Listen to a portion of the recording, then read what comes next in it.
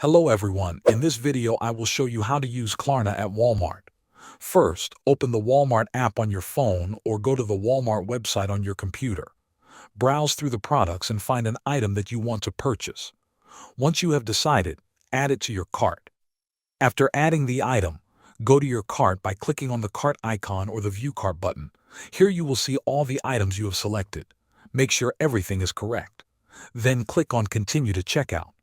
On the checkout page, you will see different payment options. Look for the option called One Pay Later, powered by Klarna. This option allows you to split your purchase into multiple payments, making it easier to manage your budget. Tap or click on One Pay Later to select it as your payment method. Once you select One Pay Later, you will be able to view your payment options. Klarna provides up to 3 different payment plans. Each plan shows the total amount, how much you will pay in each installment, and the dates of the payments. Take your time to review the plans and select the one that fits your budget the best. After you choose your plan, proceed to complete your purchase. Your order will be processed by Walmart, and you will receive a confirmation email.